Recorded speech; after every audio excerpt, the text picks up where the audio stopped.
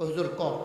তো এক রাজা, মহাপরাক্রমশালী রাজা, তার বিশাল বাহিনী, হস্তি বাহিনী, অশ্ববাহিনী, তার তীরন্দাজ, তার গোয়েন্দা, একেবারে স্বয়ং সম্পূর্ণ বাহিনী নিয়ে এক রাজা বাস করতেছে মহাদর্পে। তো পার্শ্ববর্তী একজন লোক বিদ্রোহ করছে। একটা গ্রামের মালিক মনে করেন বেড়াগিরি যাইতে আছে, এত বড় রাজার লোকে যদি গ্রামের এক বেড়া এই কারবার করে, রাজা খুব রাগ হইল, প্রধান সেনাপতিরে পাঠাইল সৈন্যবাহিনী সহ, অস্ত্র শস্ত্র সহ, যে তারে ঘেরাও করে নিয়ে আসো, সবগুলারে শেষ করে দাও। এখন যখন আপনার প্রধান সেনাপতি গেছে, প্রধান সেনাপতি যুদ্ধের ভিতরে হারছে, ঠকছে, যুদ্ধের ভিতরে জিততে পারে নাই। রাজমশাই তো খুব রাগ, আমার এত বড় বাহিনী এক গ্রাম পুলিশের সাথে, গ্রাম সর্দারের সাথে পাল্লা না, ঘটনা। প্রধান যে সেনাপতি উনি কয়, রাজমশাই আমরা হারার পিছনে 101টা কারণ আছে। কয়টা কারণ? ছেলে ধরে বসো, তে উঠে উঠে বুঝছে না, বসাই দাও। এতখানি জায়গা আটলো কেমনেতে? তোমরা কই আসলে এতক্ষণ? টান দিয়া ধাপড়া দুটো খুললে নেবে না তারে? আমিন কয় না রে, জোরে বলো আমি। আর কয়টা কারণ আছে? কয়টা? প্রধান সেনাপতি বলতেছে, রাজমশাই আমরা হেরে যাওয়ার পিছনে 101টা কারণ আছে। কয় কি কি কারণ বলো? 1 নম্বরটা বলো। 1 নম্বরে কি কারণ বলো? কয় 1 নম্বরে কারণ হইল আমরা সৈন্য ছিলাম বেশি। কত এটার জন্য তো তোমরা পাঠাইছি। কয় বন্দুকও ছিল। কত? কয় সৈন্য আমরা ঘেরাও দিয়ে ফেলছি, ওই গ্রাম ঘেরাও দিয়ে ফেলছি, চতুর্দিক দিয়া বন্দুকও তাক করে ফেলছি। যেই মাত্র গুলি করতে যাব, গিয়া দেখি গত রাতের বৃষ্টিতে গুল্লি ভিজা গেছে। গত রাতের বৃষ্টিতে গুল্লি। তো রাজমশাই তো আর 100টা বিচারক তো একটাই তো সারে, তুমি আর 101 কারণ কও কি হত্যা? গুল্লি ভিজা গেছে, তো তোমরা জিতবা কেমনে? তোমরা তো মাইর খাইবে। তা আমার অনেকে জিগায়, কয় সরকার যে পতন হইল, তারা কত আট ঘাট মাঠ বাইন্দা লইছে, টিউনু, ওসি, র্যাব, গোয়েন্দা, আমলা, কামলা, সব জায়গায় নিজস্ব লোক বসাইয়া চিন্তা করছে কোনোভাবে বোধহয় আর আন্ডার পতন হইতো না। ওই লোকের না আজকে 101টা কারণ আছে। কয়টা কথা? কয়টা? কয়টা? তো 1 নম্বর কারণটা কই দেখবেন, আর বাহিনী শোনার জন্য রুচি থাকতো না। 1 নম্বর কারণটা বলে ফেলবো। আমার যখন জিজ্ঞেস 1 নম্বর কারণ কি, আমি কই 1 নম্বর কারণ হইল সবার ডাক তো আল্লাহ শুনে না। এই 1 নম্বর গত সরকারের পতনের 1 নম্বর কারণ হইল, যেই জেলখানায় থাকার কথা ছিল চুর, বাটপার, গুন্ডা, বদমাশ, ছিনতাইকারী, রাহাজানি, এই মানুষগুলো, আর সেই বাংলাদেশে শতকরা 92 জন লোক মুসলমানের দেশে, তোমরা যখন জেলখানাগুলো ভরে দিয়েছ আলেম ওলামা দিয়া, বয়োবৃদ্ধ মানুষগুলা দিয়া, আমি সেই দিনই বুঝেছি এই সরকারের আর সময় নাই। ঠিক কিনা বলো? 1 নম্বর কারণ আল্লাহ নবী বলেছেন, লা হাজাবা বাইনাহু ওয়া বাইনাল্লাহ, যার উপরে জুলুম করা হয় তারে কয় মাজলুম। মাজলুমের মাঝে আল্লাহর মাঝে কোনো পর্দা নাই। মাজলুম যখন আল্লাহ বলে ডাক দেয়, সন্তান হারা সন্তান যখন আল্লাহ বলে ডাক দেয়, স্বামী হারা সন্তান যখন আল্লাহ বলে ডাক দেয়, পুত্র হারা সন্তান যখন আল্লাহ বলে ডাক দেয়, ওই ডাক আল্লাহ ফিরাই দেন না। ঠিক কিনা বলো? ওই ডাক আল্লাহ সহ্য করেন না। আল্লাহ তাবারক ওয়া তাআলা ওই ডাক ফিরাই দেন না বলেই ওই 1 নম্বর কারণে পতন হয়েছে। তোমরা কম করেছো, তোমরা কম করেছো। এই মঞ্চ থেকে তোমাদের বিরুদ্ধে কথা গেলে তোমরা উলামায়ে কেরামদেরকে সামনের থেকে মাইক কেড়ে নিয়ে বেজ্জতি করে নামিয়ে দিয়েছো। তোমরা সবার মসজিদের ইমাম সাহেবকে তোমাদের কথার লগে বলছে না, হ্যাঁ বেড়াই মিলে সুদের বিরুদ্ধে ওয়াজ করছে, হেতে গেছে গেছে ইত্যা সুদখোর সভাপতি সুদ খায়। এখন সুদের বিরুদ্ধে ওয়াজ করণে সভাপতি ফোন করে জানাই দিছে বৃহস্পতিবারে, ইমাম সাহেব সামনের শুক্রবার আর আওয়ানের দরকার নাই, আমরা ইমাম সাহেব আলাইছি। তুমি সুদখোর, তো সুদ খাইলে তো তোমার বিরুদ্ধে কথা যাইবই। তুমি ঘুষখোর, ঘুষের বিরুদ্ধে ওয়াজ করলে তো তোমার বিরুদ্ধে যাবেই। তুমি এই জন্য ইমামের চাকরি খেয়ে বলেছো, তোমরা কম করছো। মসজিদের মিম্বার থেকে ইমামগুলোকে নামিয়ে দিয়েছ। তোমরা মাহফিলের মঞ্চ থেকে আলেমদের সামনে থেকে মাইক কেড়ে নিয়েছ। আমি বলেছি এই দেশ তোমাদের বাবার বাড়ি, আর আমরা মামার বাড়িতে বেড়াইতে এসেছি, বিষয়টা এমন না। তোমাদের জনবাড়ি, আমাদেরও বাড়ি, বাধা আসবে তো লড়াই হবে। সমানে সমান আর ছেড়ে দেওয়া হবে না। বাংলার মানুষের অনেক অত্যাচার সয়েছে, আবার বাধা আসবে তো লড়াই হবে। কোনো স্বৈরাচার এই দেশের ভিতরে জায়গা পাবে না, এটাই ফাইনাল ডিসিশন, ঠিক কিনা?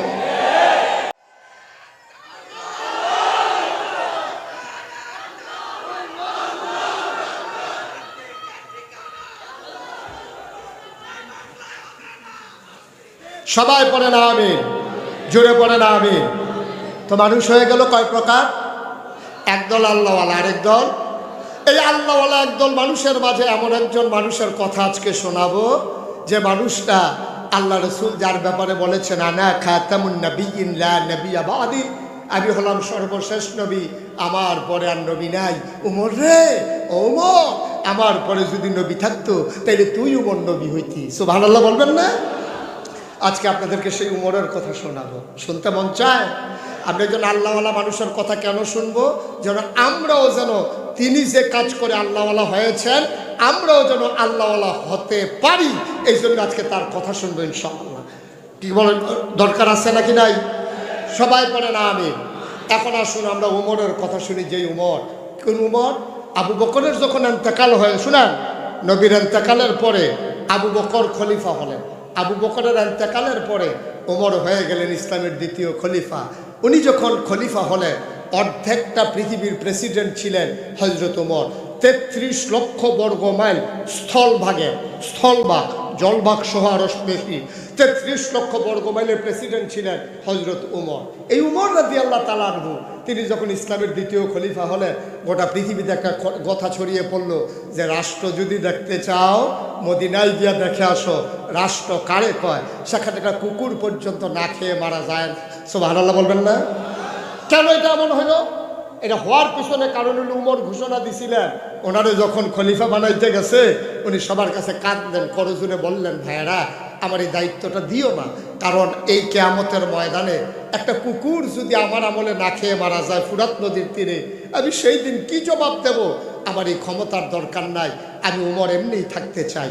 সবাই মিলে বসিয়ে দিল ওমরকে।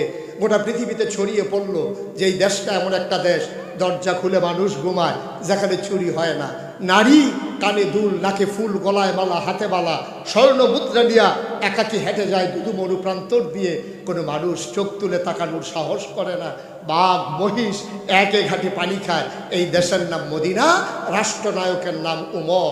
এখন মনে করেন এই পলাশ এলাকা, পলাশ যে একটা উপজেলা, এই পলাশটা বাংলাদেশের ভিতরে একটা ব্যতিক্রম। এখানে দরজা খুললে মানুষ, এই দোকান খুললে রেখা মসজিদও যায়, আইয়া দেখে যে কেউ ধরছে না। এই দেশের ভিতরে জানালা খুললে, দরজা খুললে মানুষ ঘুমায়, দেখে যে জানালা দিয়ে হাত দিয়া কেউ মোবাইল চুরি করছে না। এই কথাটা পলাশের ভিতরে যদি সব ঘরে ঘরে এমন হয়ে যায়, তো কথাটা তো আর পলাশে সীমাবদ্ধ থাকবে না, এটা তো কুমিল্লা যাবে, নারায়ণগঞ্জ যাবে, সিলেট যাবে। তো শুনলে তারা তো আরে বেড়া আমরা ফকটও মোবাইল লইয়া আটতাম পারি না, হাত দিয়া লইয়া যাই। আর হ্যাঁ জানালার কাছে রাখে চুরি হয় না, দরজা খুললে ঘুমায়। দোকানদার বেড়া সামনে দিয়ে নেট লাগাইছি যেন হাত দিয়া লজেন চুরি না করতে পারে। আর তোরা দোকান খুললে যাই চুরি হয় না, জায়গাটা দেখার দরকার আছে। পলাশ অনেক মানুষ দেখতে আসবে যদি এরকম মডেল করানো যায়। তো উমরের যখন পুরো পৃথিবীতে এমন হয়ে গেল, সরে গেল কথা, তখন বাইরের দেশ থেকে কাফের আইসে মদিনায়। আইসা এক লোককে পাইছে সহজ সরল, পাইয়া ভাই তোমাদের যে প্রেসিডেন্ট উনি কই? আমরা কোনো প্রেসিডেন্ট নাই। কই তৈলে কি প্রধানমন্ত্রী? কই এটাও না। তৈলে রাজা? কাউ এটি তো ফইলে নাই। কইলে তোমরা দেশটা চালায় কারা? কো তো এটা কইবা না, আমাদের যে দেশ চালায় উনি প্রধানমন্ত্রীও না, প্রেসিডেন্টও না, রাজাও না, বাদশাও না, উনি হইলেন আমাদের দেন। সুবহানাল্লাহ বলবেন না? উনি আমাদের দেন। ক আচ্ছা বুঝলাম, তোমাদের দেন? কহ কই তো উনি ওনার যে রাজপ্রাসাদ, ওনার যে গণভবন, যেটার ভিতরে রাজাস ফালে, তারপরে গিয়া কৈতর ফালে, তারপরে গিয়া শীতল মাছ ফালে, যে ওই ওই ওই ঘরটা কোনটা? ওই যে যেটা গণভবন, যেটার ভিতরে প্রধান থাহে, তোমরা উমরে যে থাহে, এই যে বিশাল ওষা কইরা সেদিকে ফিরা চাওয়ানো যায় না, লগে লগে অ্যারেস্ট, সেই ঘরটা কোনটা? উমরে মদিনার লোক কয় ভাই কি কইতে আছেন বুঝতেছি না। কয় আরে উমর যে ঘুমায় এই ঘরটা কোনটা? মদিনার মুসলমান আঙ্গুল দিয়া দেখাই দিল, মাটির ওয়াল করা, খেজুর পাতার ছাউনি দেওয়া একটা ঘর। সুবহানাল্লাহ বলবেন না? আর আস্তে কোন সুবহানাল্লাহ। মাটির ওয়াল করা, খেজুর পাতার ছাউনি দেওয়া একটা ঘর। এখন বিদেশি মেহমান কয় এর ভিতরে উমর ঘুমায়? কয় তার স্পেশাল ফোর্স, সিকিউরিটি গার্ড, যারা এই বাংলাদেশে বিশেষ নিরাপত্তা বেষ্টিত এই প্রধানমন্ত্রীরে মন্ত্রীর এমপিরে যারা রাহে তার স্পেশাল ফোর্স কই কয় কোন স্পেশাল ফোর্স কয় যারা উমরে পাহারা দেয়। এবার মদিনার মুসলমান রাগ হইয়া কয় বেড়া তুমি জিগাও উমরে পাহারা দেয় কেউ লুক কই শোনো উমরে পাহারা দেবে এই কলিজাওয়ালা মানুষ এখনো মদিনায় জন্ম নেয় নাই, বরঞ্চ রাত যখন গভীর হয়ে যায় হাতের ভিতরে চাবুক নিয়ে উমর বের হয়ে যায়, কে খায় কে খায় না, কে ঘুমায় না। সুবহানাল্লাহ বলবেন না? বুঝলাম এখন তোমাদের উমর গেছে কই? কয় আমাদের উমর কই গেছে, আমি একটু আগে দেখছি পাহাড়ের দিকে গেছে। সুবহানাল্লাহ বলবেন না? বানানো কোনো গল্প নয়, মুখরোচক কোনো ইতিহাস নয়, সত্যিকার কথা শুনে যাও। লোকটাকে বললো যে উমর কই গেছে, ওই মদিনার মুসলমান আঙ্গুল দিয়ে দেখাই দিছে ওই যে দেখছি পাহাড়ের দিকে গেছে। আবার বিদেশি মেহমান ওই যে খ্রিস্টান সে হাঁটতে হাঁটতে পাহাড়ের দিকে গিয়া দেখে একটা খেজুর গাছের নিচে মরুভূমির বালির উপরে অর্ধেকটা দেহ ছায়া অর্ধেকটা দেহের ভিতরে রোদ, মাথার নিচে দুইটা হাত দিয়া নখ ডাইক্কা ঘুমাইতে আছে। সুবহানাল্লাহ বলবেন না? গিয়া দেখে একটা বাঘ, কি কথা কটা কি একটা বাঘ ওই ঘুমন্ত মানুষটার মাথার কাছে বৈশা বৈশা লেজ দিয়া ওর মুখের উপর থেকে মশার মাছি তাড়াইতেছে। বিদেশি মেহমান চমকে উঠলেন, থমকে দাঁড়ালেন, তিনি আশ্চর্যান্বিত হয়ে গেলেন। এক কদম আগা দুই কদম ফিচ্ছা, মনে মনে করে বোধ এবার আর ফালাবাদ আমারে ফাইবে দৌড়ান যে দিব, এটা তো একটা সত্য, কোনো সন্দেহ নাই। তারপরে ফিসের দিকে আগে আর সামনের দিকে আগে আর ফিসে চায় রাস্তাটা ক্লিয়ার সেটি। এভাবে যখন আগাইতেছে বাঘটা বোধহয় বুঝছে যে মানুষটা বোধহয় ঘুমন্ত মানুষের সাথে দেখা করতে চায়। বাঘটা আস্তে করে ল্যাজ গুটিয়ে চলে গেছে সামনের দিকে। ঘুমন্ত মানুষটা গিয়া দাঁড়াইছে, ওই ঘুমন্ত মানুষটার পাশে গিয়া দাঁড়াইছে বিদেশি মেহমান।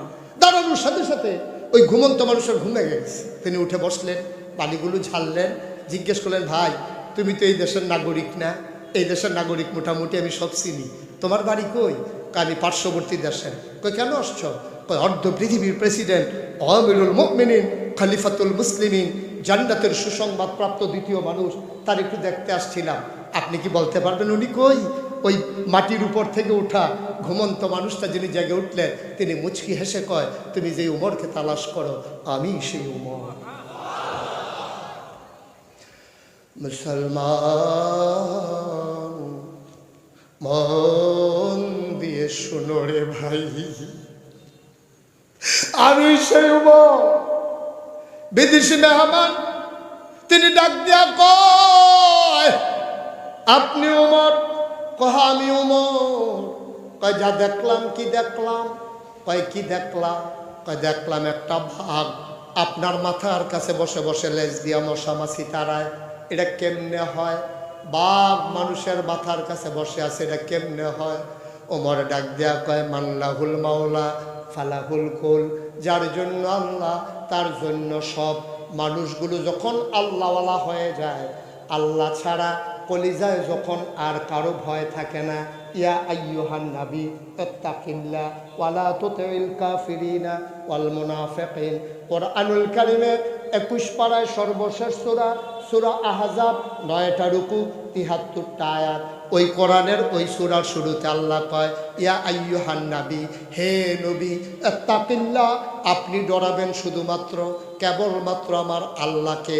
ওয়ালা তুতিল কাফিরিনা ওয়াল মুনাফিকিন, কাফের মুনাফিককে কখনো অনুকরণ করবেন না। বলেন সুবহানাল্লাহ। ওমর ডাক দেয়া কয় আমি আল্লাহর হয়ে গেছি, আল্লাহর সমস্ত মাখলুকাত আমার হয়ে গেছে। আমি বাঘকে বলি নাই আমি যে বাঘ এসে আমাকে পাহারা দাও, আমি বাঘকে বলি নাই। কিন্তু আল্লাহ মানুষ ছাড়া যা কিছু আছে সব সৃষ্টি করেছেন মানুষের কল্যাণে। বাঘটা দেখেছে আমি ঘুমাইতে পারতেছিলাম না, এবার বাঘ এসে আমারে মশামাছি তাড়াই দিছে। কয় কেমনে, কি কারণ, আপনি কেন ঘুমাইতে পারলেন না? মজার ঘটনা সেখানেই শুরু। বলেন সুবহানাল্লাহ। বিদেশি মেহমান কয় আপনি ঘুমাইতে পারলেন না কেন? কারণটা কি? সারা রাত সবাই ঘুমালো, আপনি কেন ঘুমালেন না? এবার উমর কি কয় সেটাই আমার মূল কথা। দেখো আল্লাহর ভয় কারে কয়। উমর কয় ভাই আমি আসার নামাজ পড়ে একটু শুয়েছিলাম, আরাম করে হঠাৎ করে চিনচিন ব্যথা শুরু হয়ে গেল। আরে সবগুলা মানুষ জানি খাইছে কিনা, সবাই জানি ঘুমাইছে কিনা, কারো কোনো সমস্যা আছে কিনা, এটা মনে হওয়ার পরে আমি চামড়ার চাবুক নিয়ে ঘুরতে বের হলাম। ঘুরতে ঘুরতে ঘুরতে ঘুরতে চলে গেলাম একবারে অজপাড়া গায়ে বর্ডার বেল্টে সীমান্ত এলাকায়। আমি ওখানে যাওয়ার পরে দেখলাম মৃদুমন্দ বাতাস, আকাশে ফকফকা জ্যোৎস্না, একেবারে গা সহ দেখা যায়। আমি মৃদুমন্দ বাতাসে আস্তে করে আপন মনে হাঁটতেছি। হঠাৎ করে শুনলাম দুইটা বাচ্চার কান্নার আওয়াজ শোনা যায়। সুবহানাল্লাহ বলবেন না? আমি যখন বাচ্চার কান্নার আওয়াজ শুনলাম, আওয়াজটা লক্ষ্য করে দিলাম দৌড়। আমি দৌড়ে দৌড়ে দৌড়ে দৌড়ে ওই আওয়াজটা লক্ষ্য করে যখন পৌঁছে গেলাম, গিয়ে দেখলাম স্যার একটা তাঁবু মরু প্রান্তরে, একেবারে বর্ডার বেল্টে, কাছে আর কোনো জনপদ নাই, একটাই মাত্র তাঁবু। আমি গিয়া দেখলাম তাঁবুটা চতুর্দিক দিয়ে ছেঁড়া, মৃদু মৃদু আলো জ্বলতেছে। আমি ওই ছেঁড়া অংশ দিয়া তাকাইয়া দেখলাম ঘরের ভেতরে 3 জন মানুষ, ছোট 2টা বাচ্চা আর একটা মহিলা। বাচ্চাগুলা কান্দে আর কয়, খুব খেয়াল, গভীর মনোযোগ, বাচ্চাগুলা কান্দে আর কয়, আম্মা ও আম্মা, তুমি বলেছ কাফেরের দেশে খাবার নাই, মুসলমানের দেশে খাবারের অভাব নাই। আম্মা গো, 3 দিন ধরে কিচ্ছু খাই না গো আম্মা। তুমি সকালবেলা মদিনার বর্ডার ক্রস করেছ, তুমি বলেছ এইমাত্র মদিনায় ঢুকলাম, দেখবা খাবারের কোনো অভাব হবে না। ও আম্মা, সকালে ঢুকলাম, সকাল গেল, দুপুর হয়ে গেল, সূর্য হেলে গেল পশ্চিম আকাশে, সন্ধ্যা হলো, সূর্য হারিয়ে গেল, পাখিগুলো আপন নিরে ঘুমিয়ে পড়ল, গরুগুলো গোয়াল ঘরে, বাবারিশ কুকুরগুলো নিরাপদ আশ্রয়ে প্রিয়তম স্বামী প্রিয়তম স্ত্রীকে নিয়ে ঘুমিয়ে পড়েছে। আম্মা, আম্মা গো, ছোট বাচ্চারা মায়ের বুকে মুখ রেখে ঘুমায়, কেউ জাগলে নাই। রাত পার হয়ে গেল, কই তোমার ইসলাম, কই তোমার মদিনা, কই তোমার উমর? কেউ তো খবর নিল না। আম্মা, এটার নাম ইসলাম, এটার নাম উমর, তুমি না বললা এখানে খাবারের অভাব নাই? সকাল থেকে মাঝরাত পার করে দিলাম, কেউ তো খাবার দিল না। ওমর সবগুলা কথা কান পেতে শুনলেন। বাচ্চাগুলা পেটের নিচে 2টা পাথর দিয়ে উপর হয়ে শুয়ে আছে। আর মহিলাটা বাচ্চাগুলার সান্ত্বনা দেওয়ার জন্যে আগুন জেলে একটা পাতিলা বসাইয়া একটু পানি দিয়া 2-3 টুকরা পাথর দিয়া ওই পাথরগুলারে নাড়তেছে, মিথ্যা সান্ত্বনা দিচ্ছে। বাচ্চারা ঘুমিয়ে পড়ো, তোমাদের জন্য খাবার রেডি করতেছি। মনে করছে ঘুমাই গেলে তো সকালের আগে আর বিরক্ত করবে না, এই চিন্তায় ঘুম পাড়াইতে চায়। ওমর দেখলেন কলিজায় মানে না।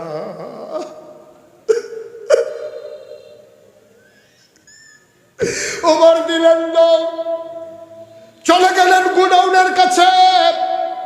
রাষ্ট্রীয় গোডাউনের যিনি দায়িত্বশীল তত্ত্বাবধায়ক সুপারভাইজার, ওনার নাম ছিল আসলাম। হজরত আসলামকে ডাক দিলেন, আসলাম।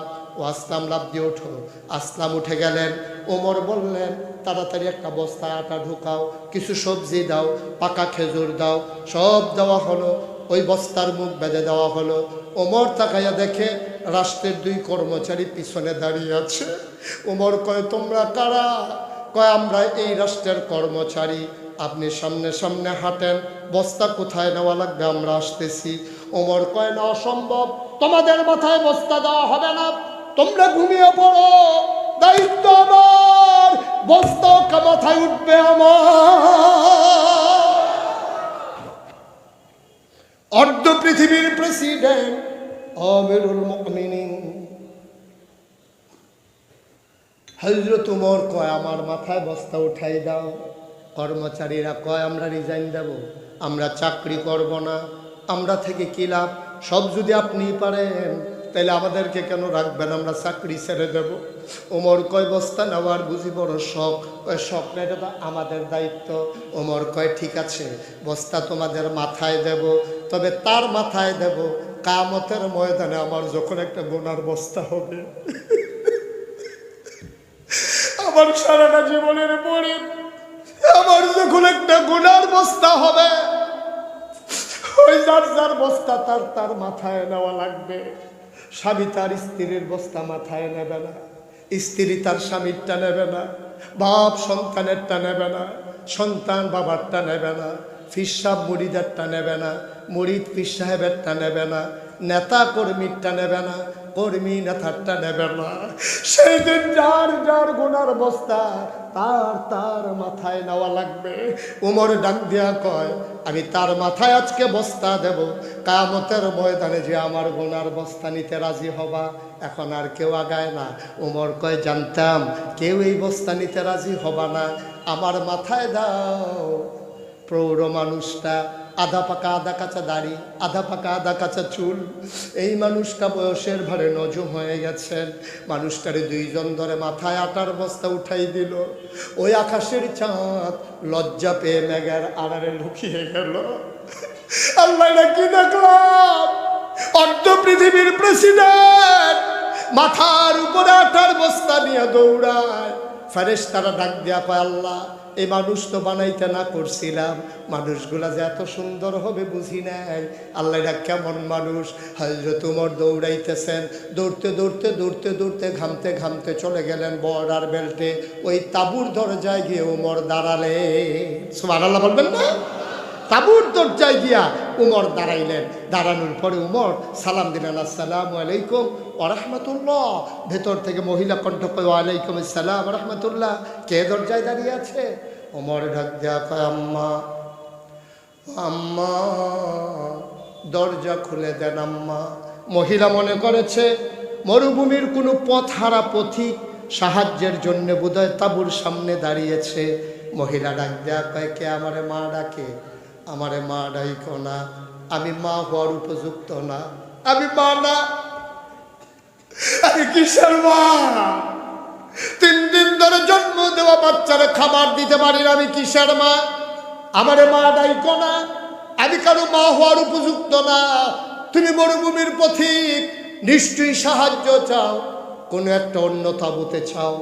আমার ঘরে দেবার বোধ বাবা কিচ্ছু নাই, তুমি অন্য দরজায় চলে যাও। ওমর ডাক দেয়া কয়, মা সাহায্যের জন্য আসি নাই গো মা, দরজাটা খুলে দেখো কে দাঁড়িয়ে আছে। মহিলা দরজা খুলে দিলেন।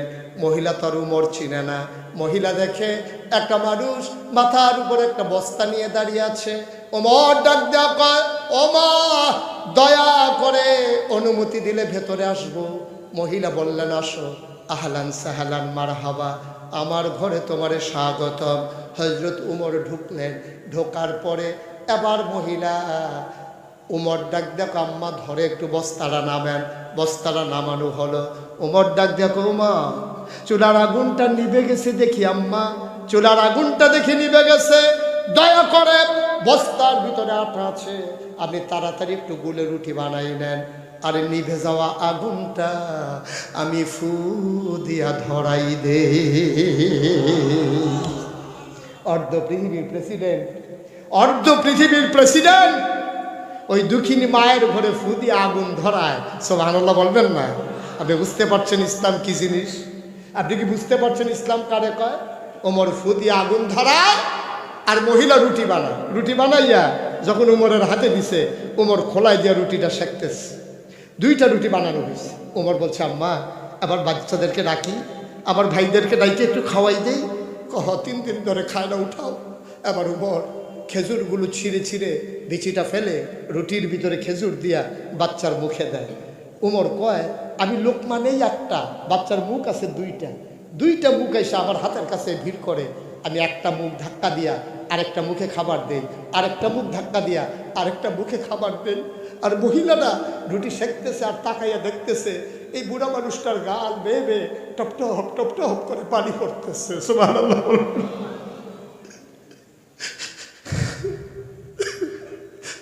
বাচ্চাগুলার মুখে খাবার দেয় আর মানুষটার গাল বেয়ে বেয়ে পানি পড়ে। আবার মহিলা কি কয় মন দিয়ে শুনো। মহিলা তো আর উমর চিনে না। মহিলা ডাক দেয়া কয়, ও বাবা আমি চিনি না, তুমি কে? তোমার মতো মানুষ থাকতে উমর আবার খলিফা হয় কেমনে? মদিনার মানুষ কি তোমারে চিনে না? তোমার মতো মানুষ থাকতে উমর খলিফা হইল কেমনে? উমরের মন সুপ্ত, উমর খবর নাই সারাদিন। তুমি তো ঠিক আসছ, আমি আগামীকাল সকালবেলা বলবো তোমারে বাদ দিয়া যেন উমরকে খলিফা বানায়। উমরের মন সত্য, উমর খলিফা হওয়ার কোনো যোগ্যতা নাই। উমর আরো কাঁদতেছে, গাল বেয়ে বেয়ে পানি পড়তেছে। ডাক দেয়া কয়, মা ও মা, কথা হবে পরে, তুমি একটা রুটি খেয়ে নাও। মহিলা খাইতে চায় না। বাবা আমি বয়স্কা মহিলা, আমার খিদা যা লাগলো আমি সামলে নেব, বাচ্চাগুলো সকালবেলা আবার কানবে। এবার উমর ডাক দেয়া কয়, মা ও মা, তুমি চিনো না আমি কে? উমরের সাথে আমার বড় খাতির গো আম্মা। পরিচয় দেয় না, কই উমরের সাথে আমার বড় খাতির। ও মা, ও মা, আমি যা বলি উমর তাই করে। তুমি খাও, চিন্তার দরকার নাই, আমি যখন এসে পড়েছি তোমার ঘরে মাসিক রেশন চলে আসবে, খাবার আর দরকার নাই। এবার উমর কাঁদতে কাঁদতে ঘর থেকে বের হয়ে গেলেন। ফজরের নামাজ পড়লেন। ফজরের নামাজ পড়ে তিনি মসজিদে নববীতে বসলেন। তা সবার সুখ দুঃখের খবর নিতেছেন। ওমর বললেন, কার কি সমস্যা? আমাদের কারো কোনো সমস্যা নাই। ওই মহিলাটা বাচ্চা দুইটা হাতে ধরে চলে আসছেন মদিনায় মসজিদে নববীর দরজায়। তাকাইয়া দেখে ওই ভিতরে কয়েকজন লোক একজনকে জিজ্ঞেস করে, ভাই ও ভাই, এখন ওই যে উমর এই জায়গার ভিতরে কে? ওই যে মাঝে লম্বা লোকটা বসে আছে, এই উনার নামই উমর। মহিলা তাকাইয়া দেখে আঙ্গুল দিয়া যারে উমর দেখাইছে ওই মানুষটার কেউ না, যেই মানুষটা রাতের বেলা ফু দিয়ে আগুন ধরাইছে।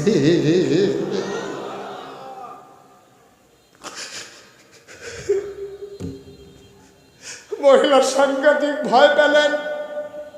আমি তো এই মানুষটাকে গালাগালি করছি, এই মানুষটাকে বলেছি তার খলিফা হওয়ার কোনো যোগ্যতা নাই, আমি এটা কি করলাম? মহিলা দিলেন দৌড়। মহিলা যখন দৌড় দিলেন, এবার হযরত উমর সামনে দিয়ে দাঁড়ালেন। ওনার নজরে পড়ে গেল। হাত ছড়ায় দাঁড়ায়, আম্মা আম্মা কই যাও?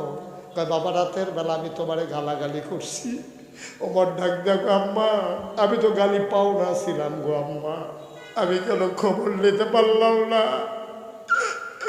তোমার মন চাইলে আরো গালি দাও, মন চাইলে আমার চাবুকটা নিয়ে তুমি আমারে পিটাও, আমি পাঞ্জাবি খুলে দাঁড়াই, তুমি ইচ্ছা মতো আমারে পিটাও, গালি দিতে মন চাইলে আরো গালি দাও। আম্মা তোমার কাছে করো জোরে আমার একটা অনুরোধ আছে গো আম্মা। মহিলা কয়, বাবা আমারে জেলে দিও না, আমার বাচ্চাগুলার বাপ নাই, আমারে যদি জেলখানায় দাও তাইলে এই বাচ্চাগুলা যাবে কই?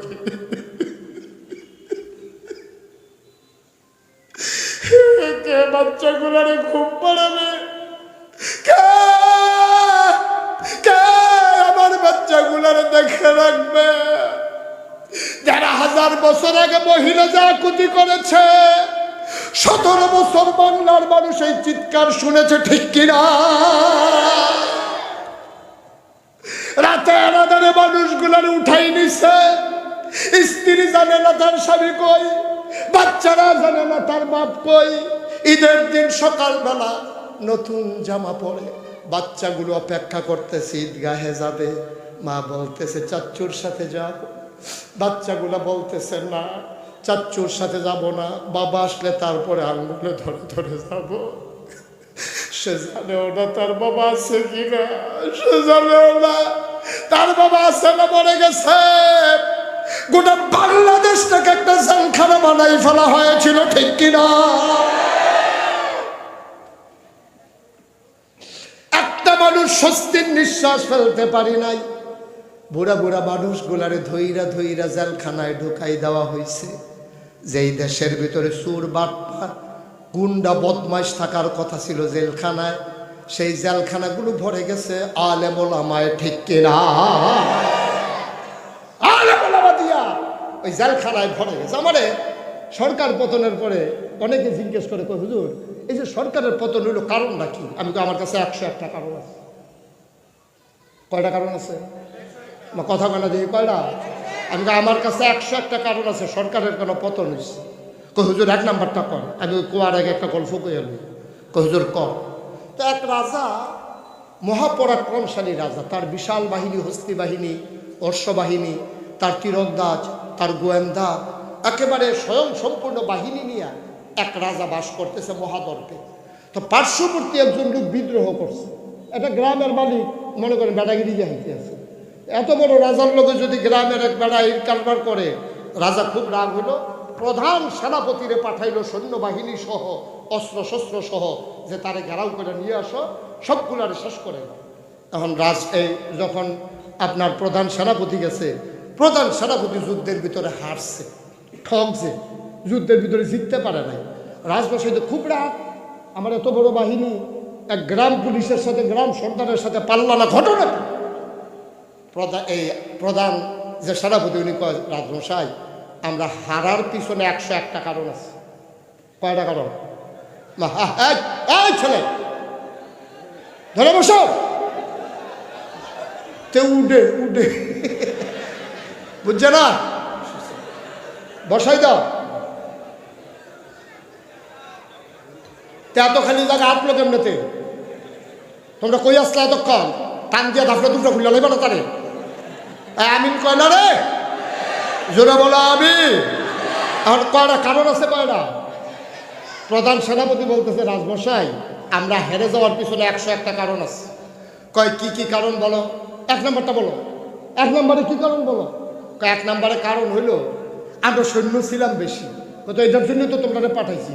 কয় বন্দুকও ছিল। কত? কয় সৈন্য আমরা ঘেরাও দিয়ে ফেলছি, ওই গ্রাম ঘেরাও দিয়ে ফেলছি, চতুর্দিক দিয়া বন্দুকও তাক করে ফেলছি। যেই মাত্র গুলি করতে যাব, গিয়া দেখি গত রাতে বৃষ্টিতে গুল্লি ভিজা গেছে। গত রাতের বৃষ্টিতে গুল্লি তো রাজমশাই তো আর 100টা বিচারক তো একটাই তো সারে। তুমি আর 101 কারণ কও কি হত্যা, গুল্লি ভিজা গেছে তো তোমরা জিতবা কেমনে? তোমরা তো মাইর খাইবে। তা আমার অনেকে জিগায়, কয় সরকার যে পতন হইল তারা কত আট ঘাট মাঠ বাইন্দা লইছে, টিউনু ওসি ঢেপ গোয়েন্দা আমলা কামলা সব জায়গায় নিজস্ব লোক বসাইয়া চিন্তা করছে কোনোভাবে বোধহয় আর আমরার পতন হইতো না। ওই লোকের না আমি কই 101টা কারণ আছে। কয়টা কথা কয় না? কয়টা? তো 1 নম্বর কারণটা কই দেখবেন, আর বাহিনী শোনার জন্য রুচি থাকতো না। 1 নম্বর কারণটা বলে ফেলবো। আমার যখন জিজ্ঞেস 1 নম্বর কারণ কি, আমি কই 1 নম্বর কারণ হইল সবার ডাক তো আল্লাহ শুনে না।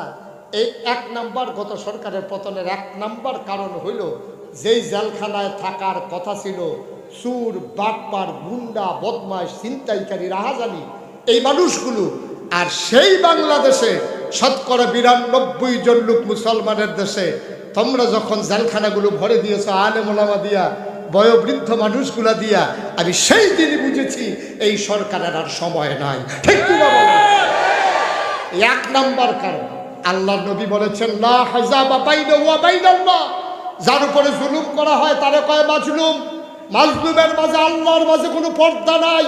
মাজলুম যখন আল্লাহ বলে ডাক দেয়, সন্তান হারা সন্তান যখন আল্লাহ বলে ডাক দেয়, স্বামী হারা সন্তান যখন আল্লাহ বলে ডাক দেয়, পুত্র হারা সন্তান যখন আল্লাহ বলে ডাক দেয়, ওই ডাক আল্লাহ ফিরাই দেন না।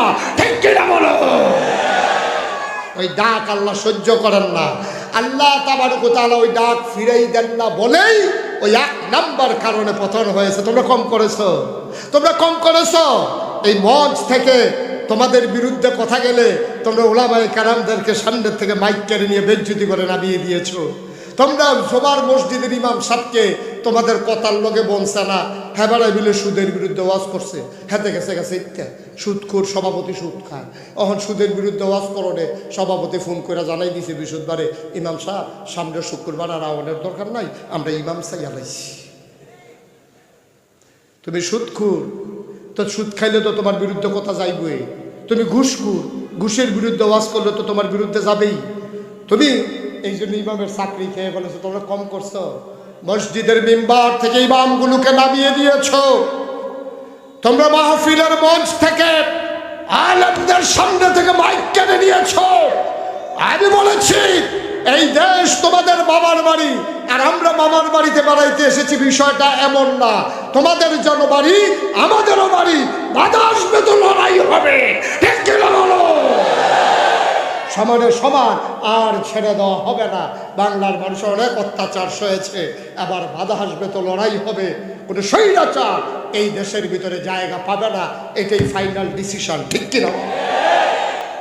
কদিন পরে পরে মিলে খালি আইয়া করতে আসে। আরে বেড়া এত সোজা, ডুহন যত সোজা, মারুন কি এত সোজা।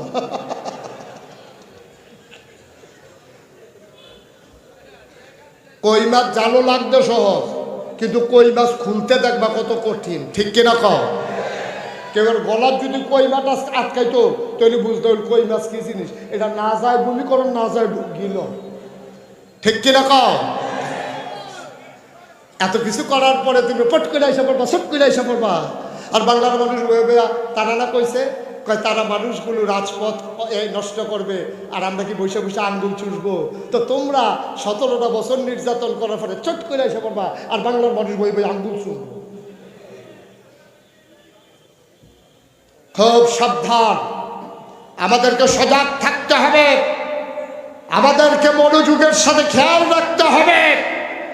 এই দেশের ভিতরে আর বাংলার মানুষ কোন স্বৈরাচার দেখতে চায় না, ঠিক কিনা বলো? কেউ রাজা হবে, কেউ প্রজা হবে, এই দেশ আর হবে না।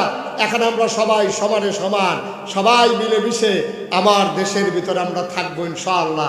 এই দেশ কাগজে পত্রে নয়, প্রকৃত অর্থেই আমরা সোনার বাংলা বানাবো, ঠিক কিনা বলো? কষ্ট হচ্ছে আপনাদের? ছেড়ে দেওয়া দরকার। হযরত ওমর মাঝ রাতে ঘুরে ঘুরে ওই ঘরে গিয়া যখন আপনার আটা নিয়ে চলে গেলেন, রুটি বানাইয়া খাওয়াইলেন। এবার আপনি যদি কোন যে হুজুর উমরের তো ক্ষমতা ছিল, বড় দেশ ছিল, ওনার এইরকম জিনিসপত্র ছিল, তা আমরা পলাশের তারা আমরা কি করবো? আমরা কি এত কিছু আছে? আমি এত কিছু দরকার নাই। তো আপনার ফাস্ট ফুড ছেলে সৌদি আরব থাকে, এই 3 বছর হয়েছে এতান্ডি, এই 3 বছরের ভিতরে 3 বার আইছে, 3 ফাঁসা 15টা কম্বল। এতান্ডি প্রত্যেক বছর 5টা করে কম্বল লইয়া 15টা কম্বল হয়েছে। আপনার জামাই বউ ছাড়া বড় কেউ নাই। আপনি একটা কম্বল গাও দিয়া বাহি 14টার দিকে চাইয়া চাইয়া টেম্পার নাই রে, গাও দিয়া যাইতাম পারতাম না।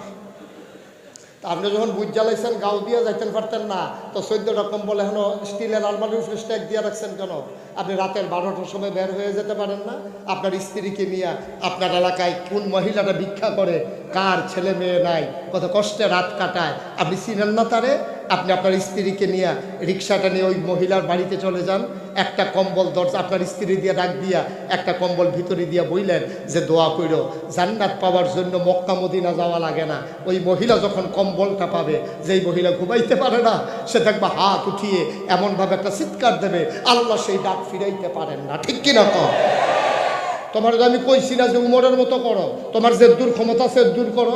14টা কম্বল লইয়া হুত্তারি সুগিতা তুমি আনো, তোমার কি কাম লাগছে? 14টা কম্বল লইয়া চাইয়া চাইয়া টেম্পার নাই, তোর টেম্পার তো আসলেও নাই তোমার। তুমি তো একটাই গাও দিয়ে যাইতে পারতো না, কম্বল হোটেলে বইটা দিত তুমি, তো তুমি 14টা কম্বল লইয়া বইয়া সুগিতা দেও মানুষরে। যারা ভিক্ষা করে খায় রাস্তায়, যারা পথ শিশু, যারা পথিক, যারা ঘুমাতে পারে না, তাদের ঘরে একটা করে কম্বল দিয়ে দাও, সোনার মানুষ হয়ে যাবে।